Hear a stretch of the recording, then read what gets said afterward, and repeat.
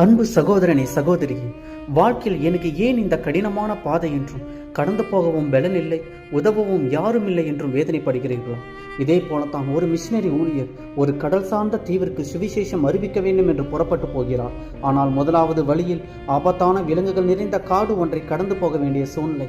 அந்த ஊழியர் தேவனை நோக்கி, ஆண்டவரே, இந்த பாதையில் நீர் என்னை காத்துக்கொள்ளும் என்று தேவனை துதித்துக் கொண்டே பயணத்தை தொடர்கிறார்.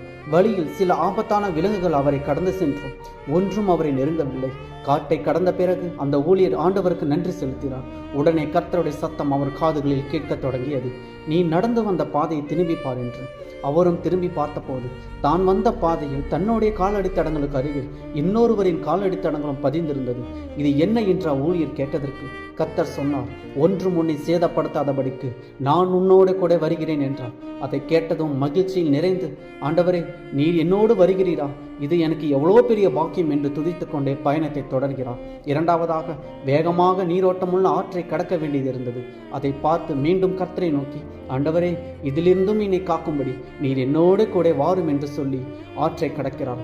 மிகவும் சுலபமாக அந்த ஆற்றை கடந்த அவர் இந்த முறையும் ஆண்டவருடைய காலடி தடத்தை பார்க்கலாம் என்று திரும்பி பார்க்கிறார்.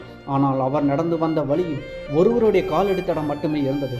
அதை பார்த்து மனமுடைந்து, ஆபத்தான அந்த காட்டை கடக்க கூட வந்தீரே, இந்த முறை மட்டும் ஏன் விலகினீர் என்றார். அதற்கு கர்த்தர், இல்லை மகனே, இந்த முறை நான் உன்னோடு கூட நடக்கவில்லை, உன்னை சுமந்து கொண்டு நான் நடந்தேன், அது என்னுடைய காலடி தடம்தான் என்றார்.